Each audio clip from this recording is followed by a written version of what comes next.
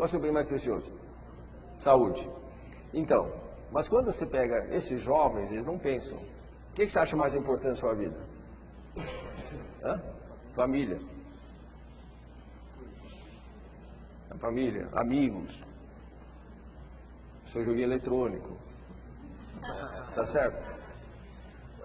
Então, a sabedoria diz que é saúde. Então, meu pai, quando eu tinha 11, 12 anos, falou assim, ele deu essa história. E naquele tempo não tinha nem drogas, né? Ele falou assim, filhos, o que você acha a coisa mais importante de você? Ah, eu falei, a mesma coisa.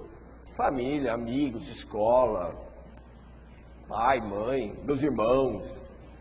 Ninguém falou de saúde. Então, eu vou fazer o seguinte, você acha que ninguém falou de saúde, então eu vou dar um ponto para a saúde, tudo bem?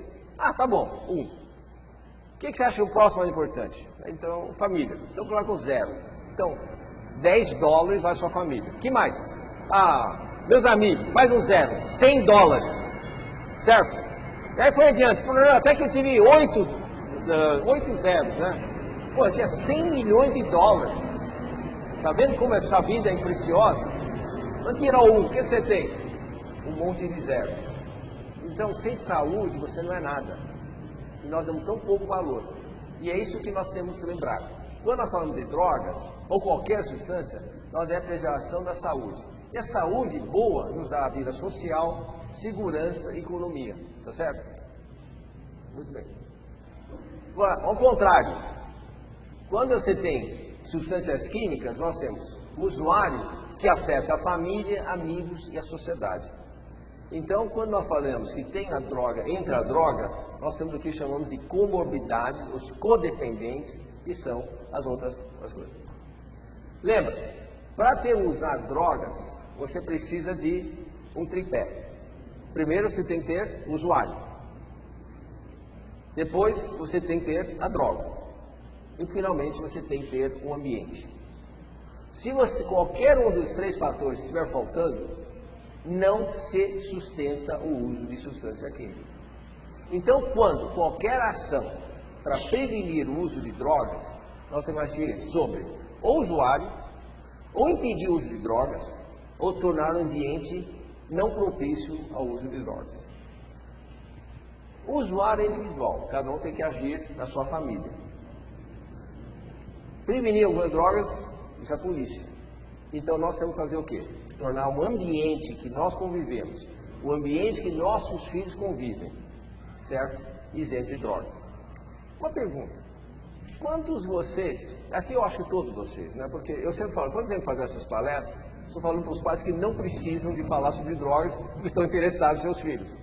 Quem deveria ouvir isso é quem não está aqui. Mas quantos de nós percebemos algumas vezes quem são os amigos dos seus filhos?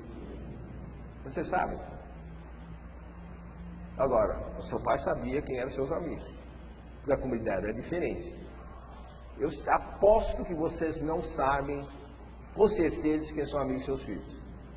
Você tem certeza que sabe? A senhora tem certeza? Sabe por quê? Facebook. Certo? A comunidade dos nossos filhos hoje é mundial.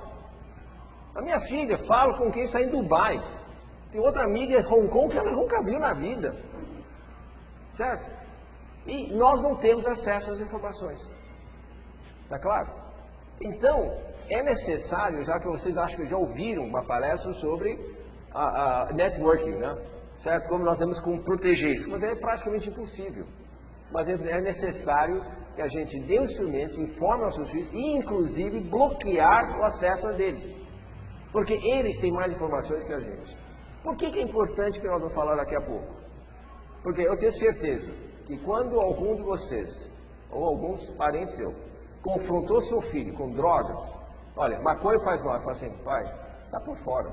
O que maconha faz aqui? Ele sabe quase tudo. Que maconha dá de prazer. E você não sabe nada. Certo? É por causa disso, muitas vezes, os pais têm medo de enfrentar os filhos falando sobre drogas, para não parecer ignorante. Então tá bom, aí você sabe, tá bom, então... tá. Não é assim. Nós temos que conhecer o inimigo. Certo? Já falava isso há muito tempo. para enfrentar qualquer guerra, e tenha certeza, é uma guerra grande que vem aí pela frente, certo? O Uruguai já tá autorizando, certo? Legalizando maconha. Aqui tem um movimento grande para legalizar, apesar que 65% da população brasileira é contra, certo? Nós não fazemos nossas leis, são outras pessoas que fazem as leis, e assim por diante. Então, isso não quer dizer que você não possa impedir seu filho de experimentar ou conhecer as drogas. Por quê? Aí você tem que saber mais. Então é isso mesmo, o ambiente, e a Escola Vivo está fazendo exatamente isso. Estamos tentando dar instrumentos para vocês enfrentar isso em casa ou enfrentar na sua comunidade. Ok? O uso de uma droga leva a outra, isso é muito importante. Por que não podemos permitir que nossos filhos experimentem álcool ou cigarro? Certo? Esse trabalho é um trabalho científico feito em mais de 100 mil famílias nos Estados Unidos. O uso na vida de álcool ou cigarro aumenta o risco da maconha em 65 vezes. Certo? Não é que você aumenta o risco, a possibilidade. E se usar maconha, aumenta o risco de usar cocaína 104 vezes maior. Tá claro? Então isso são fatos científicos. É uma droga, aumenta, abre a porta para isso, e é um ditado que você sabe. Eu lembro muito bem o que o Samitiba muitas vezes fala, a teoria da janela quebrada. Se você deixar entrar cigarro na sua casa, certo? É como se fosse uma janela quebrada, que você não conserta. Aí depois entra um monte de porcarias. Já que lá, então começa a sujeira. Os próximos é você deixar a porta aberta. Aí que entra a maconha. Aí você deixar a porta aberta, entra qualquer pessoa na sua casa. E daqui a pouco, você deixa a garagem aberta. Aí que entrou a cocaína. Então, é isso mesmo que acontece. Vocês abrirem a brecha, é o mesmo com o seu filho. Você der o dedo, ele quer a mão. Aliás, desde que tem 4, 5 meses de idade, né? Tá certo? Pega, você pega no colo. Você não põe de volta depois, certo? Depois, chorou no meio da noite, vai lá, pega. E não tem nada. Então vai, no segundo da noite você vai lá e ajuda, pega no colo de novo. E não tem nada, simplesmente está berrando porque ela resolveu berrar. E aí, o que aconteceu? Depois disso, são noites e noites sem dormir. Então, essa é a característica do ser humano. Ok? Agora, isso é muito importante. Esses são dados extremamente recentes sobre o mecanismo como as drogas agem no nosso corpo. Esse artigo já apareceu numa revista chamada Scientific American, há 2 anos atrás, e mapeou exatamente o caminho das drogas. Tá certo? Como que a droga entra no nosso corpo? A primeira vez. Então, ele atua principalmente por 3 mecanismos. Uma coisa chamada lembrança eufórica, a outra produzindo citotoxinas, e terceiro, o mecanismo do cavalo de Troia. Como que funciona? Então, a primeira vez que você experimenta uma droga, eu já falei aqui com vocês, nem sempre foi agradável. Aliás, a maioria das vezes não foi agradável. Só que ele planta uma sementinha lá dentro e manda produzir maior quantidade de dopamina. O que é dopamina? Dopamina é o neurotransmissor da felicidade. Bom, aí o que acontece? Bom, ele plantou. As experiências não foi agradável, mas ela plantou. A próxima vez que você passa perto, principalmente quando é muito jovem, experimenta, ele chama o quê? Chama a lembrança eufórica. E aí aumenta a quantidade de dopamina. E a cada vez que você usa isso, ele aumenta ainda mais. Daqui a pouco você está fumando um atrás do outro. E você não consegue, a pessoa não consegue mais prevenir isso. Isso é o risco. Mas além disso, ele produz substâncias chamadas citotoxinas que vão destruir áreas do corpo. Então o álcool no fígado, a cocaína no cérebro, o álcool também no cérebro, a maconha na área de pensamento e assim por diante. Mas também, muito importante, é o efeito chamado cavalo de Troia. Ele vem aparentemente com um efeito e na realidade ele causa um outro efeito.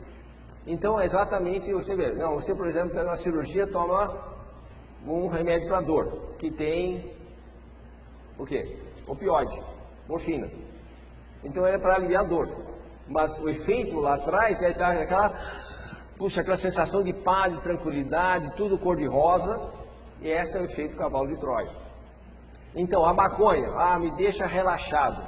Outro efeito lá atrás, o que é? Causar o quê? O jovem precisar dela para aliviar a tensão. O que ele fala? Eu preciso relaxar. Esse é o efeito. E assim por diante. Então, é o efeito cavalo de Troia. Então, esse é o tríade de ação das drogas. Então, o que acontece quando experimenta uma droga? Eles simulam o que chamamos o neurotransmissor chamado dopamina. Então, a maconha aumenta em 175%, certo? A quantidade de dopamina. O álcool, 200%. Nicotina, 225%. Cocaína, 400%. E metanfetamina, que é o metacristal e o crack, em 1000%. Ou seja, 10 vezes.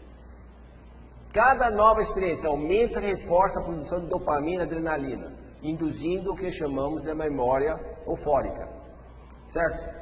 E uma vez estabelecido, cada exposição desencadeia um desejo incontrolável para usar a droga intensamente. O cérebro não consegue mais distinguir e ele que torna-se um viciado. O próprio cérebro torna-se um junkie. Essa transformação é quase irreversível, certo? Ou seja, essas lembranças são literalmente pétreas.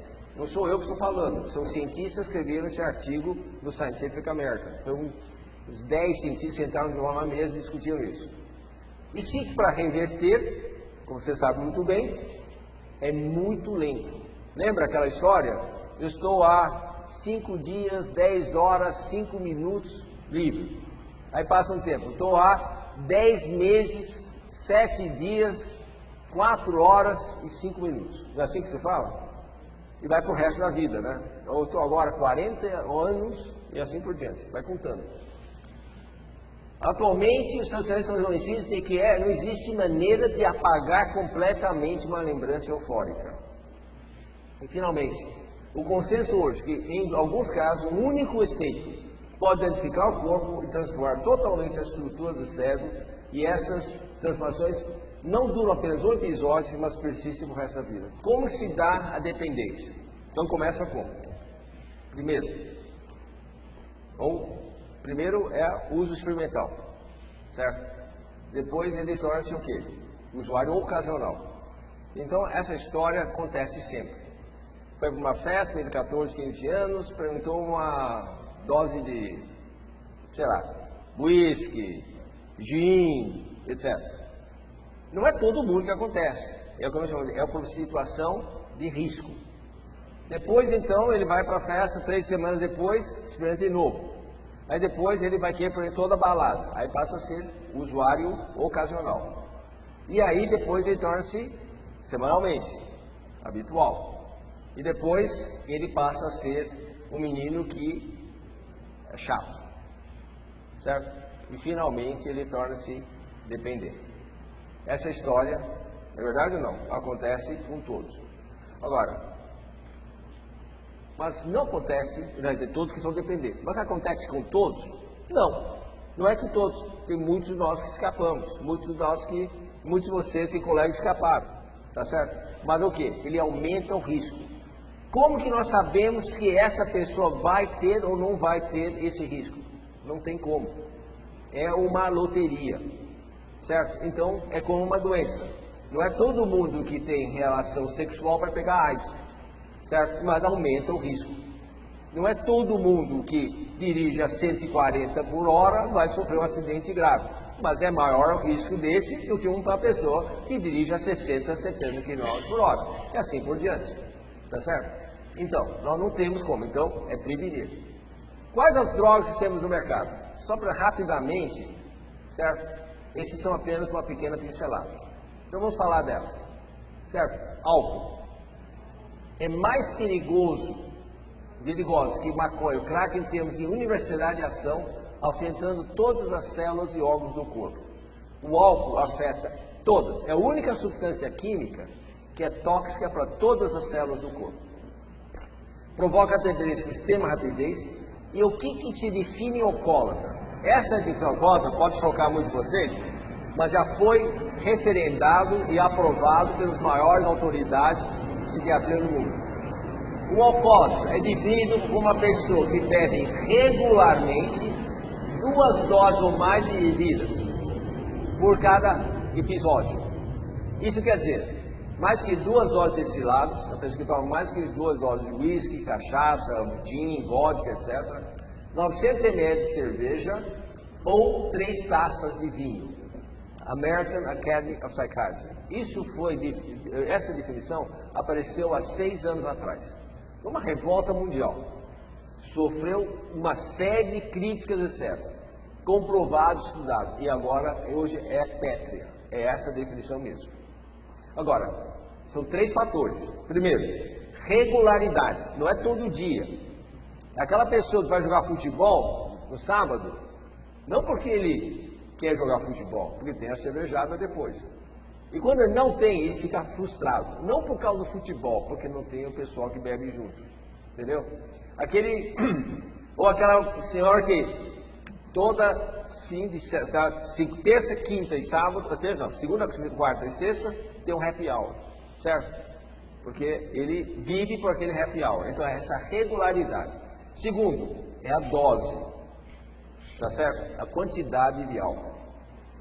Então, cada porre com coma alcoólica destrói cerca de 1 milhão de neurônios.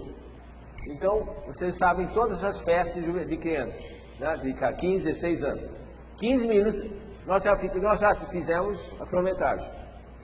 Tempo médio da primeira cair de porre, 15 minutos. 90% é menina. Certo? Estou falando alguma mentira ou não? Vocês que já foram a festas, de jovens aí, essa mesmo. 90% é uma menina. E 15 minutos é o momento que, o primeiro, entre o começo de uma festa que quase, né, começou às 10 horas, então chegou tudo umas 11 horas.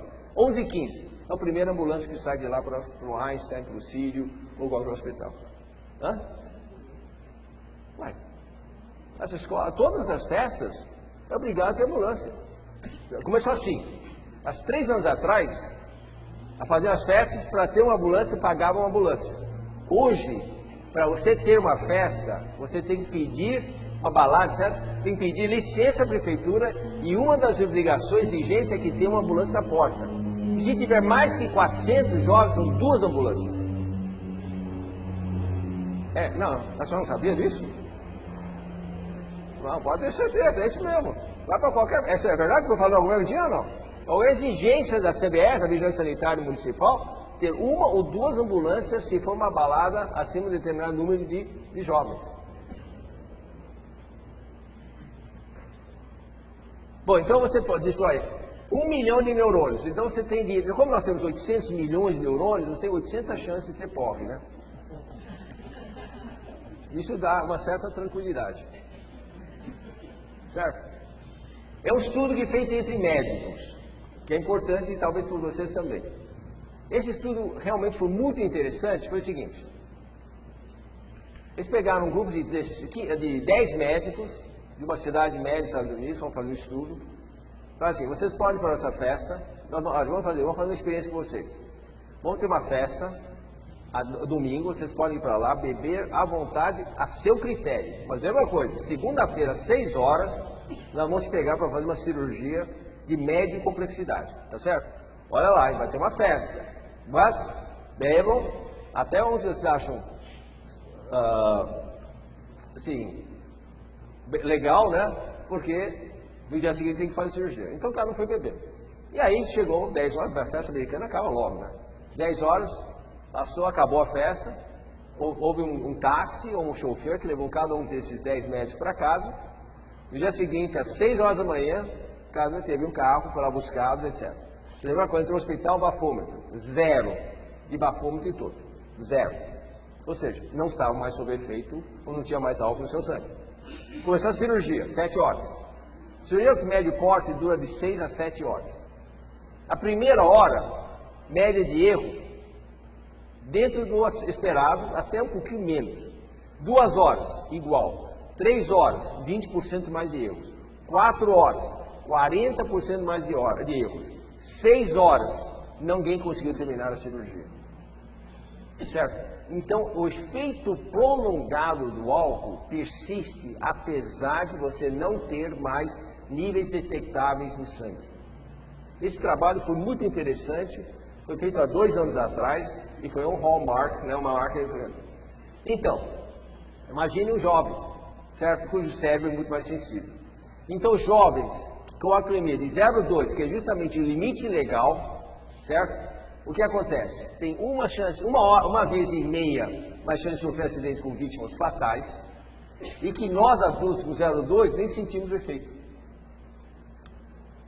A partir de 0,2 o risco aumenta 12,5 vezes, a partir de 5 gramas por litro, ou seja, mais ou menos 6 latas de cerveja, o risco aumenta para 6 vezes em comparação ao condutor sóbrio. Esse trabalho foi publicado, certo? Álcool em 2006, recente. Quais os efeitos do álcool no corpo? Certo?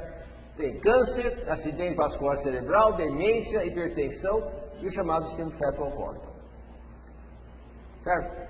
Esse é o corte histológico de uma pessoa que morreu, do cérebro, uma pessoa que morreu normal, certo? Não era alcoólatra.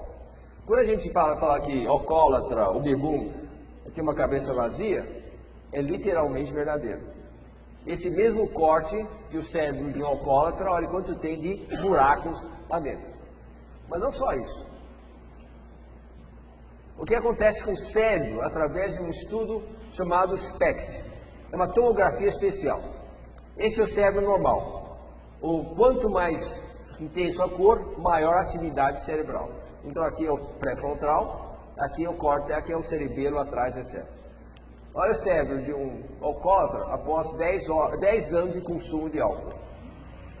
Esses buracos aqui são realmente áreas de não funcionamento, ou seja, não tem atividade cerebral. Ok?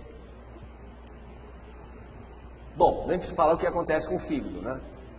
E esse aqui, jovens, é o que acontece com pessoas que usam álcool ou drogas.